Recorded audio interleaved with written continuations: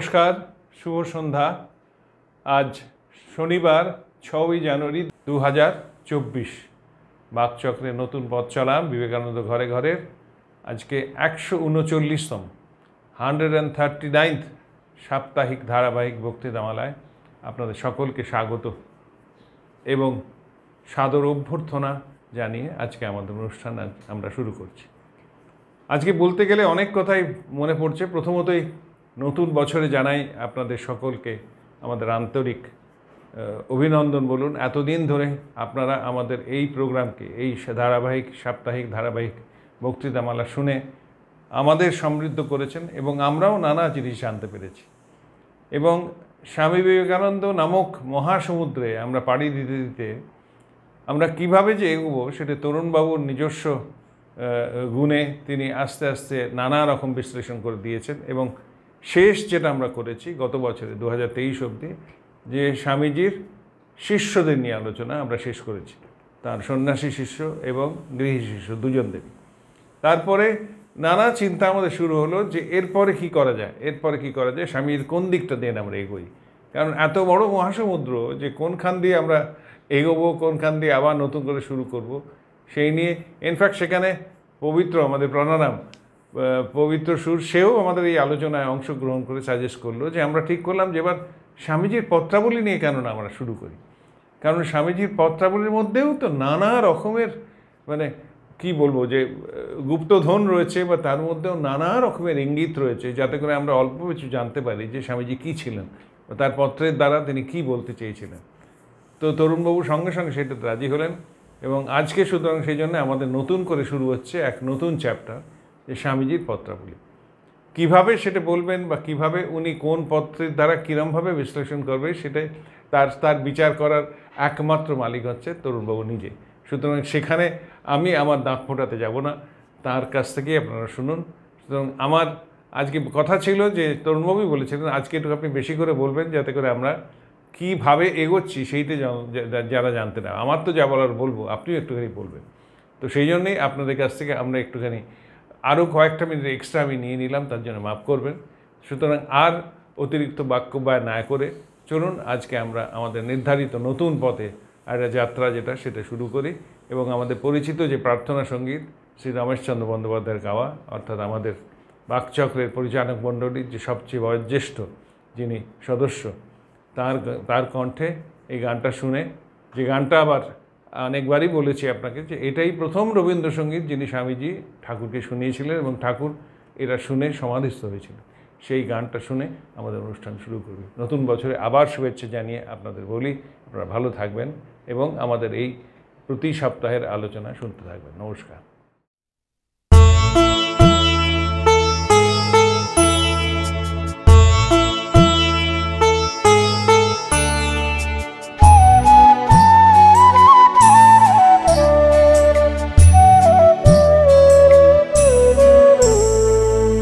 তোমারে করিয়াছি জীবনের ধ্রুবতারা, এ সমুদ্রে আরো কবু হব না গো পথহারা। তোমারে করিয়াছি জীবনের ধ্রুবতারা।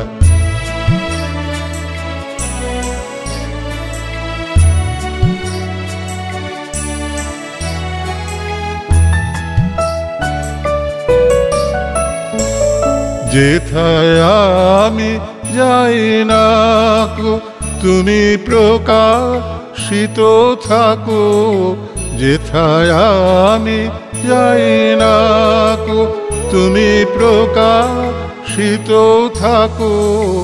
অকুল নয়ন জলে ঢালো গো কিরণ ধারা।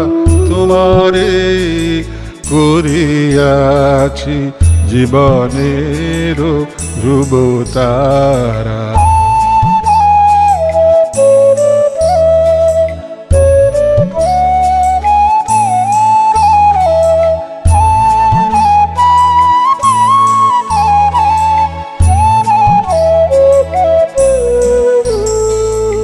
তব মুখ সদা মনে জাগিতেছে সঙ্গপানে।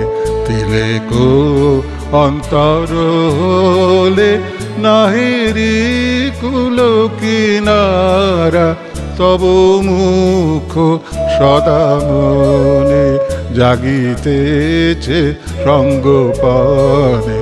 তিলেক অন্তর হলে নাহিরি কুল কিনারা, কখনো বিপথে যদি ভ্রমিতে চায় হৃদি, কখনো বিপথে যদি ভ্রমিতে চায় হৃদি, অমনীয় মুখ হেরি শরমে যে হয় সারা, তোমারে করিয়াছি জীবনের ধ্রুবতারা। এ সমুদ্রে আরো কভু হব না গো পথহারা, তোমারে করিয়াছি জীবনের ধ্রুবতারা।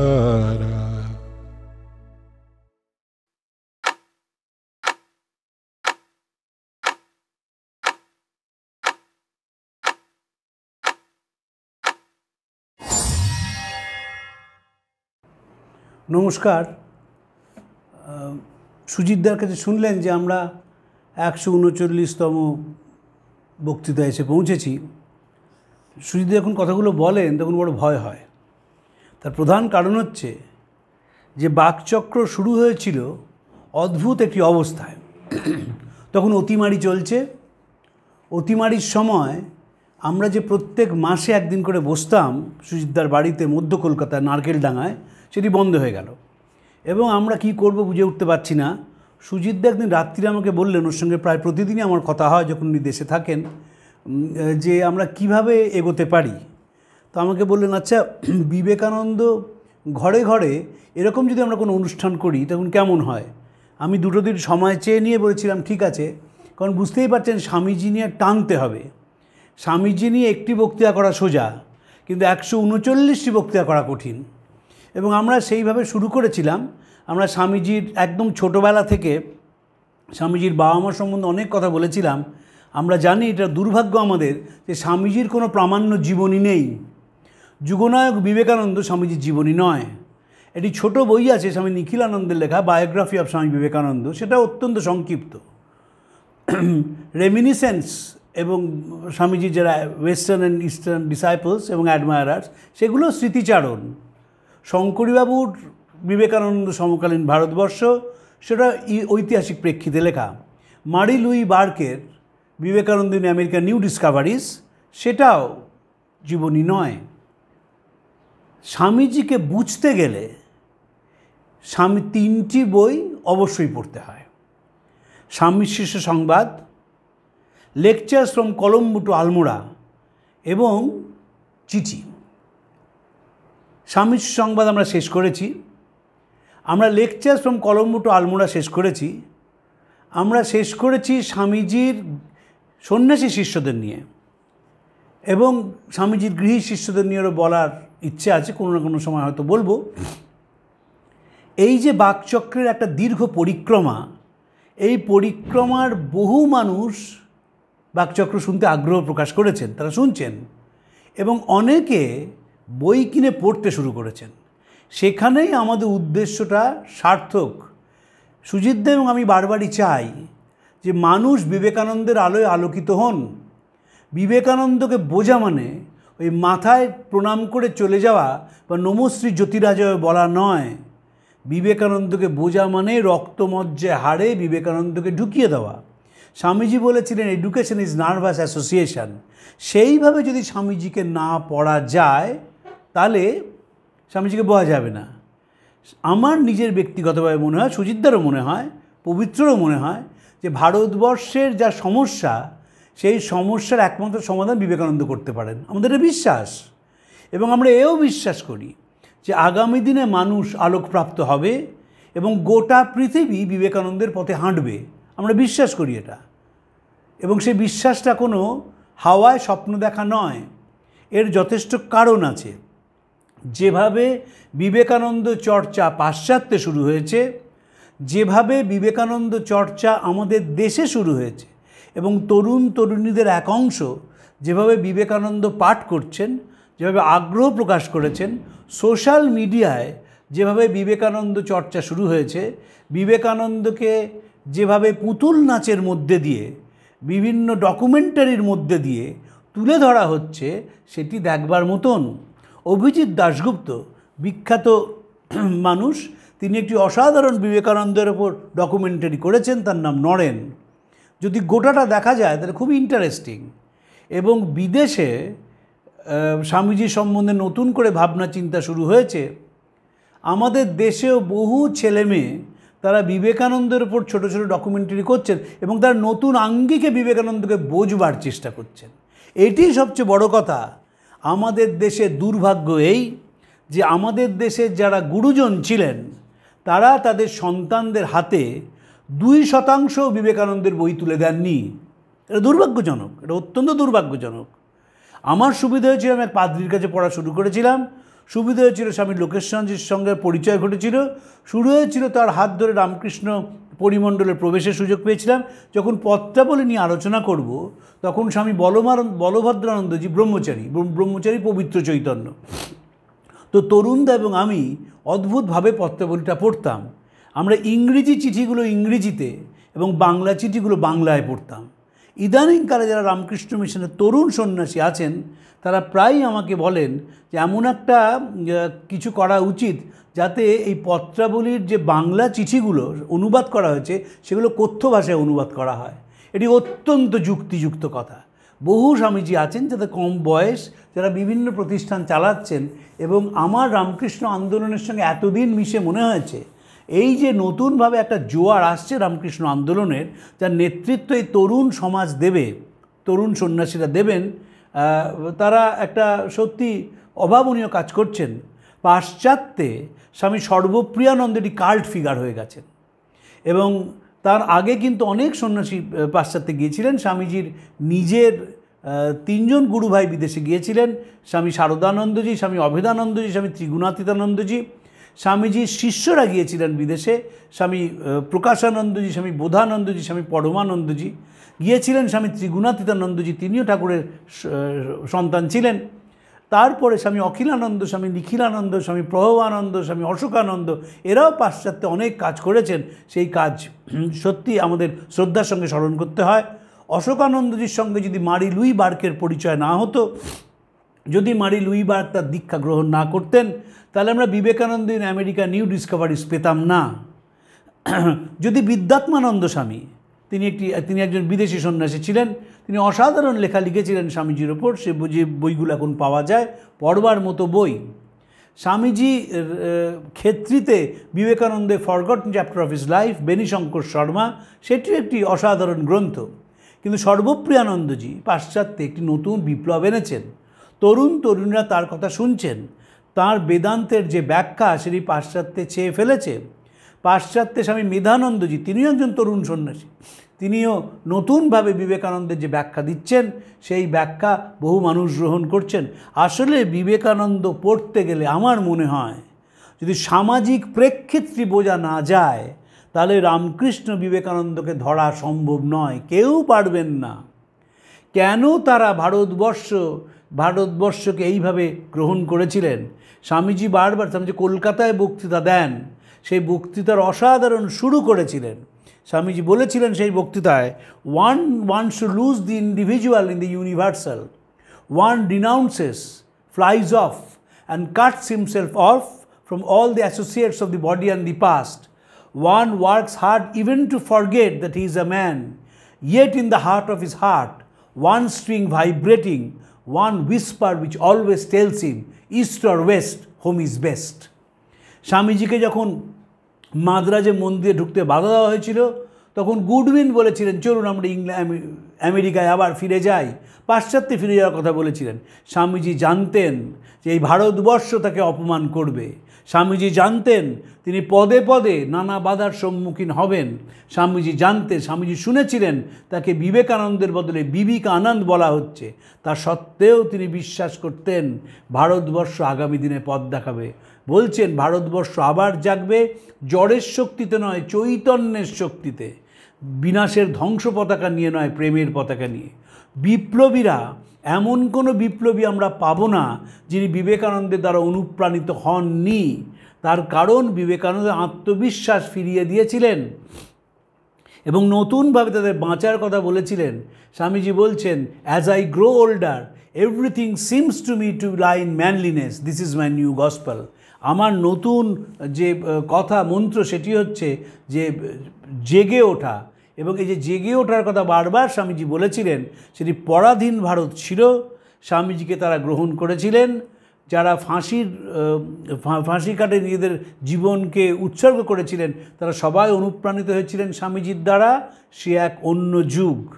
ভারতবর্ষ একটি নতুন যুগের মুখোমুখি হয়ে দাঁড়িয়েছে এবং পণ্ডিতেরা বলছেন আগামী 10 বছরের মধ্যে ভারতবর্ষ বিশ্বে তৃতীয় অর্থনৈতিক ক্ষমতা হবে। এবং যারা বলছেন তারা কেউ ফেলনা মানুষ নয়।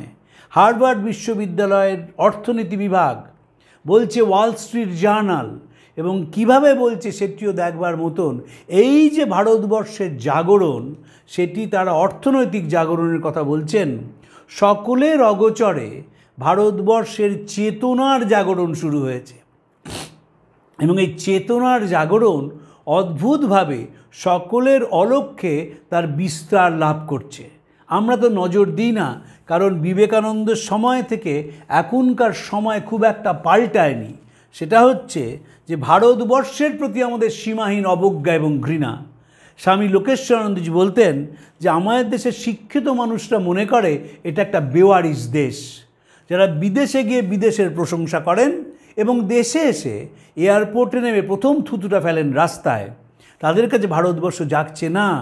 ভারতবর্ষ জাগছে, এটা নির্মম সত্য, মানতেই হবে। এবং এই জাগরণটা বিবেকানন্দের পথে হচ্ছে। আমি সম্প্রতির বই শেষ করলাম স্বামীজির উপর লেখা হিন্দোল সেনগুপ্তের। নতুনভাবে বিবেকানন্দের যে মূল্যায়নটা হচ্ছে, এই মূল্যায়ন ভীষণ দরকার বলে আমার মনে হয়। এবং সেক্ষেত্রে চিঠিপত্রের একটি বিরাট ভূমিকা আছে। আজকে আমি প্রথম একটু ভূমিকাই করছি, পরের দিন থেকে শুরু করব চিঠিপত্রগুলো। কারণ চিঠির মধ্যে স্বামীজিকে খুঁজে পাওয়া যায়। যেমনটি সুজিতদা বলছিলেন, স্বামীজি নিজে চিঠির সম্বন্ধে বলেছিলেন যে আমার চিঠি পড়বে সে আমার শক্তি পাবে। Arise awake onward, I will tell you this, that whoever reads this letter will imbibe my spirit, have faith onward. বিবেকানন্দকে স্পর্শ করা মানে ভারতবর্ষকে স্পর্শ করা। রোমারোলাকে নাকি রবীন্দ্রনাথ বলেছিলেন, যদি ভারতবর্ষকে জানতে চাও তাহলে বিবেকানন্দকে পড়ো, তার মধ্যে নেতিবাচক কিছু নেই, সবই ইতিবাচক। এটি বলেছিলেন কি না সে বিষয়ে নানা প্রশ্ন আছে। অনেকে বলেন যে অশোকানন্দজি এটি বলেছিলেন শান্তিনিকেতনে, কিন্তু এর কোনো লিখিত প্রমাণ নেই। আমার মাস্টারমশাই হরিদাস মুখোপাধ্যায়, বিখ্যাত ঐতিহাসিক, তিনি এই বাক্যটির সম্বন্ধে তার দীর্ঘ আলোচনা হয়েছিল লোকেশ্বরানন্দ স্বামীর সঙ্গে, যে কোথায় এটি পাওয়া যেতে পারে। কারণ রবীন্দ্রনাথের জীবনীতে কথাটা নেই। কিন্তু রোমারোলার যে বই আছে, life of Vivekananda and universal gospel, সেইখানে তিনি বিবেকানন্দের প্রতি তার শ্রদ্ধাকে উজাড় করে দিয়েছেন। বিবেকানন্দের সম্বন্ধে বলছেন তিনি যে বিবেকানন্দ যে বক্তৃতা, সেটি বিটোভেনের সঙ্গীতের সঙ্গে তুলনীয়। বলছেন 30 বছর পরে যখন আমি লেখাগুলো পড়ি তখন আমি চমৎকৃত হয়ে যাই আর ভাবি যখন এই মানুষটির শ্রীমুখ থেকে এই বাণী উচ্চারিত হয়েছিল তখন সবাই কি আনন্দ পেয়েছিল, রোমাঞ্চিত হয়েছিল, তা ভেবে আমি বিস্মিত হয়ে পড়ি। অসাধারণ রোমারোলার লেখা। বিবেকানন্দের সঙ্গে পরিচয় হয়েছিল পল ডয়সনের, পরিচয় হয়েছিল ফ্রেডরিক ম্যাক্স মুলারের, পরিচয় হয়েছিল নিকোলা টেসলার, পরিচয় হয়েছিল টমাস অ্যালভা এডিসনের, পরিচয় হয়েছিল প্রফেসর রাইটের, হাওয়ার্ড বিশ্ববিদ্যালয়ের অধ্যাপক, পরিচয় হয়েছিল আরও বহু গুণী আমেরিকানের। এবং মনে রাখতে হবে, দ্ব্যর্থহীন ভাষায় বলছি, ওই সময় 1893-এর পর 1897-এর মধ্যে কোনো ভারতীয়র এই ওয়েস্টার্ন এক্সপোজার হয়নি। ভারতবর্ষের কেউ জন ভেনকে কোনো দিন দেখেননি। বিবেকানন্দের সঙ্গে একদিন দেখা হয়েছিল তার, হেনরিয়েটা মুলারের সঙ্গে। তিনি জন ভেনের বাড়িতে গিয়েছিলেন, যিনি ভেন ডায়াগ্রামের স্রষ্টা। তিনি স্বামীর সঙ্গে প্রাচ্যের যে নীতিশাস্ত্র, লজিক, তাই নিয়ে আলোচনা করেছিলেন। স্বামীজি ফ্রেডরিক ম্যাক্স মুলারের কাছে অক্সফোর্ডে গিয়েছিলেন। এই সময় ম্যাক্স মুলারের কাছে গুটি কয়েক ভারতীয় গেছেন এবং স্বামীজির কাছে কথা শুনে তারপর তার পেপার কাটিং পেয়ে তিনি একটি বিখ্যাত বই লেখেন, Sri Ramakrishna is life and sayings, Friedrich max মুলারের। পাশ্চাত্যে Sri Ramakrishna সম্বন্ধে সেটি প্রথম বই, এবং যিনি লিখেছিলেন তিনি কোনো নগণ্য ব্যক্তি নন, তিনি ফ্রেডরিক ম্যাক্স মুলার। পল ডয়সনের সঙ্গে স্বামীজির বন্ধুত্ব ছিল। নিকোলা টেসলা স্বামীজির ভীষণ বন্ধু ছিলেন, এবং আমি দৃঢ়ভাবে বিশ্বাস করি যদি স্বামীজি বেঁচে থাকতেন, যে অপমান টেসলাকে করা হয়েছিল আমেরিকায়, যেভাবে তাকে বিতাড়িত করা হয়েছিল, বিবেকানন্দ বেঁচে থাকলে সেটি হতো না। যেমন আমি দৃঢ়ভাবে বিশ্বাস করি স্বামীজি যদি বেঁচে থাকতেন তাহলে জগদীশচন্দ্র বসু নোবেল প্রাইজ পেতেন, কারণ তার প্রথম ইলেকট্রিসিটির পেটেন্ট ওলি সেরা বুলের সঙ্গে হয়, এবং জগদীশচন্দ্র স্বামীজির অত্যন্ত বন্ধু ছিলেন। স্বামীজির কথায় জগদীশচন্দ্র ইন্ডিয়ান ন্যাশনাল কংগ্রেসের প্রেসিডেন্টশিপ রিফিউজ করেন। সেদিন জগদীশচন্দ্র এবং লেডি অবলা বসু বাড়িতে নেই। বাড়িতে যখন ফিরেছেন, তার গঙ্গার ঘাটে বেড়াতে গেছেন, ফিরে এসে শোনেন বাড়ির কাজের লোক বললেন বেলুড় মঠের সাধু এসেছিলেন,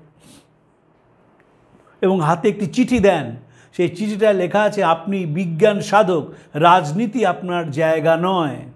স্বামীজি এই তথাকথিত রাজনীতিকে ঘৃণা করেছেন।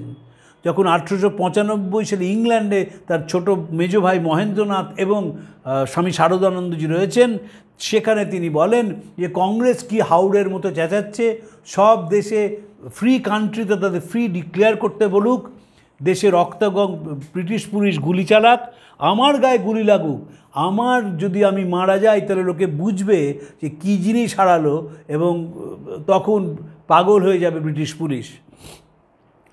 এই রকমই কথা তিনি হেমচন্দ্র ঘোষকে বলেছিলেন।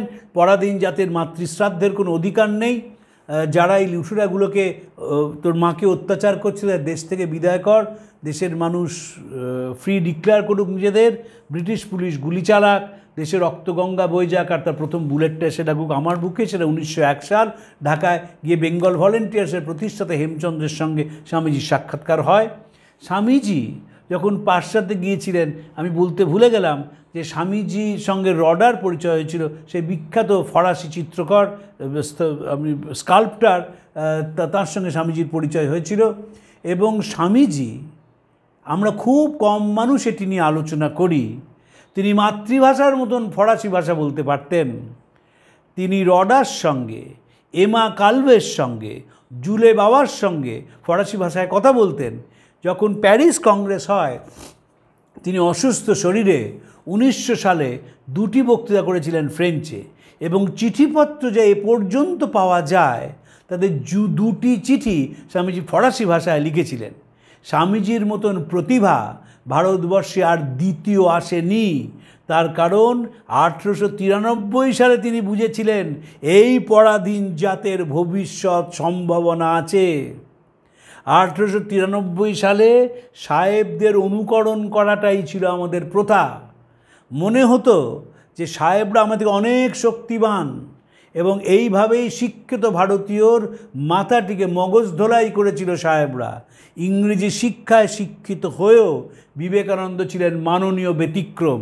কারণ একটি ঘটনার কথা মনে রাখতে হবে, শ্রীরামকৃষ্ণ থেকে ছুঁয়ে দিয়ে বলেছিলেন যে আজকে তোকে সব দিয়ে আমি ফকির হলুম। দেহের ত্যাগের কয়েকদিন আগে স্বামী সংবাদে স্বামীজি নিজেই সেই কথা শিষ্যকে জানিয়েছিলেন। তার মনে হয়েছিল যে ইলেকট্রিক শকের মতন তার দেহে একটা ইলেকট্রিক শক প্রবেশ করছে। শ্রীরামকৃষ্ণ এই দেশকে ভালোবেসেছিলেন। রসিকতা করে পশুপতি বসুর বাড়িতে গিয়ে বলেছিলেন, তুমি তো বড় হিন্দু, এত পয়সা থেকেও একটা কুইনের ছবি রাখুনি। কারণ বসার ঘরে, বৈঠকখানা ঘরে দেখেছিলেন হিন্দু দেবদেবীর ছবি।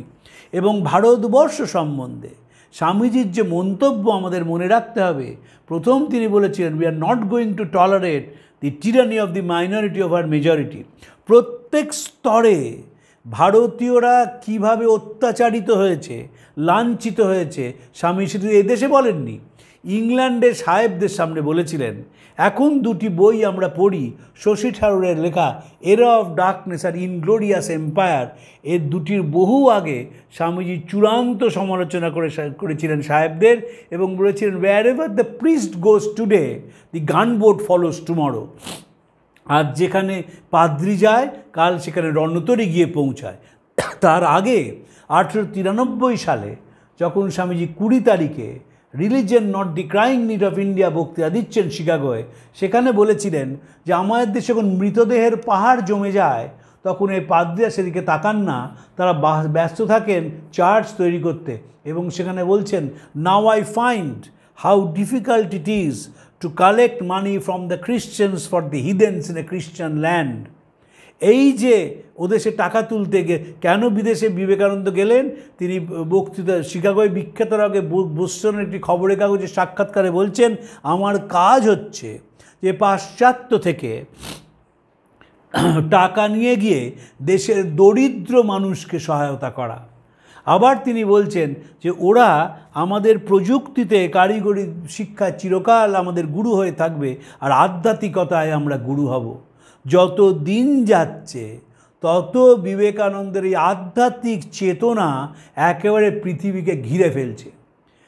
প্রাতিষ্ঠানিক ধর্মে যারা বিশ্বাস করেন না, যারা এতদিন নাস্তিক বলে নিজেদের প্রচার করতেন, তারা বলছেন SBNR, spiritual but not religious. এবং স্পিরিচুয়ালিটিটা কি? বিবেকানন্দের সেই বিখ্যাত কথা, আত্মায় কোনো লিঙ্গভেদ নেই। এই যে বেদান্তকে, বনের বেদান্তকে ঘরের কোনায় আনবো বলেছিলেন, এই যে স্টারডিকে চিঠিতে লিখেছিলেন, আমার কাজ হচ্ছে বেদান্তের শুষ্ক ভাবনাগুলোকে ভালোবাসা দিয়ে মোলাম করে তার সঙ্গে সুতীব্র কর্মের মশলা মিশিয়ে যোগের পাকশালায় রন্ধন করে আমি তো এভাবেই পরিবেশিত করতে চাই যাতে শিষ্য তা হজম করতে পারে। সেই বেদান্তকে বিবেকানন্দ প্রচার করেছিলেন এবং এই বেদান্তই নতুনভাবে প্রচার করছেন স্বামী সর্বপ্রিয়ানন্দজি এবং স্বামী মেধানন্দজি। এবং এই যে নতুন বেদান্ত, মানুষ বুঝতে পারছে আমি যদি পাশের মানুষটির যন্ত্রণা অনুভব না করি, আমি যদি পাশের মানুষটির চোখের জল না মোছাই, তাহলে সভ্যতা এগিয়ে যেতে পারে না। স্বামীজি রামব্রহ্ম সান্যাল, যিনি প্রথম ভারতীয় আধিকারিক কলকাতা আলিপুরের পশুশালার, যেটি এশিয়ার প্রাচীনতম পশুশালা, তাকে বলেছিলেন যে সার্ভাইভাল অফ দ্য ফিটেস্ট, এই যে থিওরি আছে ডারউইনের, সেটি শারীরিকভাবে ফিট নয়, যে মেধার দিক থেকে যত সূক্ষ্ম, যে বুদ্ধির দিক থেকে তত সূক্ষ্ম, সেই শেষ অবধি টিকে থাকবে। এবং এই যে মেধার ওপর জোর দেওয়া, ভারতবর্ষ আবার উঠবে জড়ের শক্তিতে নয়, চৈতন্যের শক্তিতে, বিনাশের ধ্বংস পতাকা নিয়ে নয়, প্রেমের পতাকা নিয়ে। এই যে বিবেকানন্দ কথা মনে রাখতে হবে, সব খেলাই কিন্তু শেষ 39 বছর বয়সের আগে। 39 বছর বয়সের বেশি তিনি বাঁচেননি। আমি রসিকতা করে বলি, স্বামীজির 39 মানে সাধারণ মানুষের 93, কারণ 39-এ সব বলেছেন। আমার পত্রাবলী কীভাবে বলবো সেটা একটু আপনাদের সঙ্গে ভাগ করে নেওয়া প্রয়োজন। স্বামীজি মোট 576টি চিঠি লিখেছিলেন, 418টি ইংরেজিতে, 3টি সংস্কৃতে, 153টি বাংলায় এবং 2টো ফরাসি ভাষায়। স্বামীজিকে ফ্রান্সিস লেগেট বুঝিয়েছিলেন যে তোমার যদি ইউরোপে তোমাকে যদি কাজ করতে হয়, তাহলে তোমার ফরাসি বা জার্মান ভাষা তোমাকে অভ্যেস করতেই হবে। তো স্বামীজি ফরাসি ভাষায় লিখেছিলেন। এই 576টি চিঠি আমরা যদি পড়ি তাহলে 10 বছর লাগবে। আমি সেভাবে পড়ব না, আমি গুরুত্বপূর্ণ চিঠিগুলো ধরে ধরে পড়ব এবং যে স্বামীজির যে বিখ্যাত লাইনগুলো সে কি তার ভাষায় অবিকৃতভাবে বলবো। এই অনুরোধ জানিয়ে আপনাদের যে আপনারা পত্রাবলীটি ক্রয় করুন। উদ্বোধন কার্যালয়ে প্রকাশিত যে পত্রাবলী সেটি কিনুন, এর দাম 170 টাকা। যদি দিনে 10 টাকা করে জমান তাহলে তার থেকে বেশি সস্তায় হয় বইটি। এই বইটি গোটা জীবনের সঙ্গী হয়ে থাকবে, কারণ প্রত্যেকটা চিঠির মধ্যে বিবেকানন্দ বর্তমান। আপনি যখন রোমারোলা পড়ছেন, আপনি যখন লুই বার্গ পড়ছেন, আপনি যখন শঙ্করীবাবু পড়ছেন, আপনি যখন চতুর্বেদী বদ্রীনাথ পড়ছেন, আপনি যখন হিন্দল সেনগুপ্ত পড়ছেন, আপনি যখন অন্যান্য স্বামীজিদের লেখা পড়ছেন, সবকটা বিবেকানন্দের ইন্টারপ্রিটেশন, চিঠিতে অবিকৃত বিবেকানন্দ। চিঠিও খুব এডিটেড, ভাবার কোনো কারণ নেই যে এডিট করা হয়নি। ফার্স্ট এডিশনের কমপ্লিট ওয়ার্কসের থেকে পরের কমপ্লিট ওয়ার্কসের অনেক পরিবর্তন হয়েছে। আমি পরিবর্তন নিয়ে কথা বলতে চাই না, কিন্তু যতটুকুনি পাওয়া যায় সে ততটুকুনি বড় সাংঘাতিক, সেইটা আমি আপনাদের বলতে চাই এবং অনুরোধ করতে চাই এই বইটি আপনারা কিনুন। এই বইটা কেন কিনতে বলছি? কারণ এই চিঠিগুলো বছর ধরে সাজানো আছে। স্বামীজি প্রথম চিঠি যেটি আমরা পাই সেটি 1888 সালে, যখন পরিব্রাজক বিবেকানন্দ, তখন তিনি সেই চিঠি আমরা পেয়েছি। এবং শেষ চিঠি স্বামীজি লেখেন ন্যান্সি হ্যান্সব্রোকে জুন মাস 1902 সাল, অর্থাৎ শরীর চলে যাওয়ার 12ই আগস্ট 1888 থেকে 14ই জুন ন্যান্সি হ্যান্সব্রোকে লেখেন। আর কয়েকদিন পর, আর 15 দিন পরেই, 21 দিন পরেই স্বামীজি চলে যান। ফলে সে অসাধারণ চিঠি এগুলো। আমি এইভাবে যে বিখ্যাত চিঠিগুলো নিয়ে আলোচনা করব, 576টা চিঠি নিয়ে আলোচনা করা যাবে না। আমি বাংলাতেই যেহেতু বলি, ফলে এই অনুবাদের চিঠিগুলোই পড়ব। কিন্তু মাঝে মাঝে যদি খুব একটা গুরুত্বপূর্ণ চিঠি হয়, আমি কমপ্লিট ওয়ার্কসের ইংরেজিটাও এনে সেই জায়গাগুলো ইংরেজিতেও পড়ব। কারণ স্বামীজি তো বিদেশে 4 বছর ছিলেন এবং তখন চিঠিগুলো সব ইংরেজিতে লিখতেন। মাদ্রাজি ভক্তদের চিঠিগুলো সব ইংরেজিতে লেখা। ইংরেজিতে না পড়লে স্বামী বলভদ্রানন্দ যেটি বলতেন, ওই স্পিরিটটাকে বোঝা যায় না। স্পিরিটটাকে বুঝতে হয় এবং বিবেকানন্দ স্পিরিটটাই হচ্ছে আসল। একটি আলো থেকে আরেকটি আলো জ্বলে ওঠে এবং ভারতবর্ষের শ্রীরামকৃষ্ণের সবচেয়ে বড় দান হচ্ছে বিবেকানন্দ। শঙ্করীবাবু বলছেন, বিশ্বনাথ দত্তের দেওয়া শরীরের ওপর শ্রীরামকৃষ্ণের মেধা দিয়ে বিবেকানন্দ তৈরি হয়েছিল। বাস্তবিক তাই। শ্রীরামকৃষ্ণ ফিনিশড প্রোডাক্ট পেয়েছিলেন, সেই ফিনিশড প্রোডাক্টটাকে তিনি আরও সূক্ষ্ম করে দিয়েছিলেন এবং তার মধ্যে যে মেধাটি ঢুকিয়েছিলেন, সেই মেধাটি কি? সেটি বর্তমান পৃথিবীতে সবচেয়ে গুরুত্বপূর্ণ দর্শন, ইউনিভার্সালিটি, সর্বজনীনতা। রোমারোলা বলছেন যে এই দুজন শ্রীরামকৃষ্ণ এবং স্বামীজি আমার বিশেষ শ্রদ্ধা ভাজন হয়েছেন, তার কারণ তারা ইউনিভার্সালিটিটাকে বুঝতে পেরেছেন। সর্বজনীনতা, এটা তো পৃথিবীর সবচেয়ে বড় দর্শন। এখন যেরকম হানাহানি হচ্ছে বিভিন্ন দেশে, থাকতে পারে না, এটা চলে যাবে। যেটি আসবে সেটা হচ্ছে শ্রদ্ধা, ভালোবাসা, পারস্পরিক আদান প্রদানের পৃথিবী। আসবেই, সেটা আসতে বাধ্য। কারণ সবাই বুঝতে পেরে গেছেন ধ্বংস দিয়ে পৃথিবীকে বেশি দিন টানা যাবে না। এবং সেখানে ইউনিভার্সাল রিলিজেন, সর্বজনীন ধর্ম, আপনি মন্দিরে গেলেন কি গেলেন না, আপনি নিরামিষ খেলেন কি খেলেন না, কিন্তু সব মতের প্রতি, সব পথের প্রতি যেন আপনার শ্রদ্ধা হয়।